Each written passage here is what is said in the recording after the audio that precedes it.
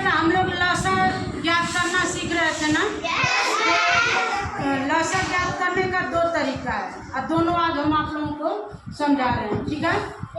एक तो है वो पहाड़ा से लसर माने क्या, अरे अपवर्त माने क्या होता है, किसी संख्या का पहाड़ा। किसी संख्या को दूसरी संख्या से गुणा करके जो गुणनफल हम लोग प्राप्त करते हैं वही क्या होता है, उस संख्या का अपवर्त होता है।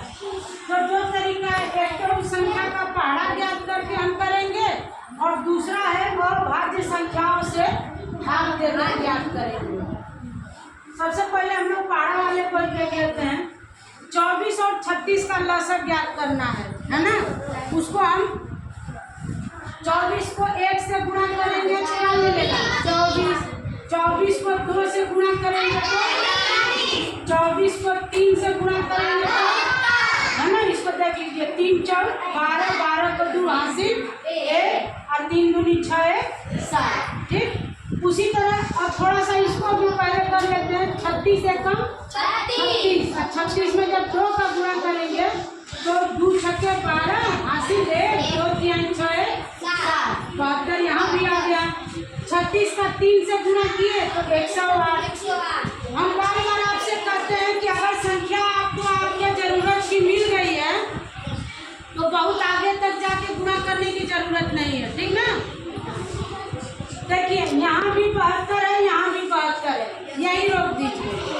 दोनों के पास है ना, तो इनका सबसे छोटा अपवर्त लघुत्तम समापवर्त कौन है, 72 है। इसको लिखते समय सजा के लिख लेंगे। 24 का अपवर्त 24, 48 और 72। 36 का अपवर्त 36, 72 और 108।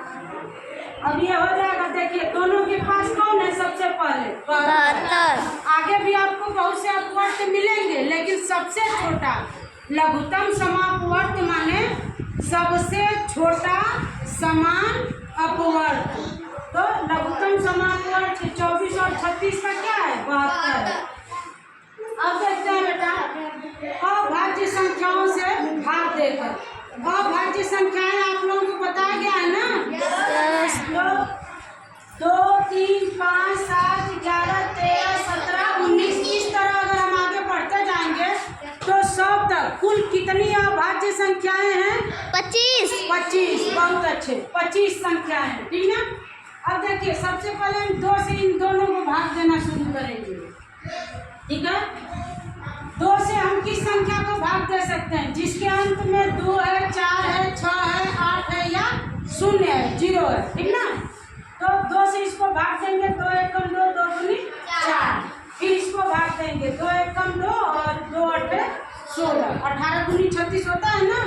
और ये 12 दूनी 24। उसी तरह जब हम ये भाग दे दे के इनको यहाँ तक 1 तक पहुँचा देंगे तो ये हमारा अभाज्य संख्याएं मिली, ठीक। अब देखिए इन सबका गुणा करके निकाल लीजिए। 2 2 2 कितनी बार आया 3 बार, फिर ये 3 3 2 बार आया है। अब इन सबका आपस में गुणा कर दीजिए, ठीक है। 3 तरीके 9 9 दूनी 18 18 दूनी 36 और 36 दूनी 72। इधर से भी कर सकते हैं 2 दूनी 4 4 दूनी 8 8 तरीक 24 24 तिया 72, ठीक है बेटा। तो अब इस लसर का क्या मतलब हुआ, यानी जो ये 72 आपको प्राप्त हुआ है इसका अर्थ क्या हुआ कि 72 वह छोटी से छोटी संख्या है जिसको 24 और 36 से भाग देने पर पूरा बढ़ जाएगा, ठीक है। ये 24 और 36 का सबसे छोटा अपवर्त है। 2 संख्याओं को गुणा करके प्राप्त हुआ ये सबसे छोटा अपवर्त है और समान रूप से दोनों के पास है, ठीक है।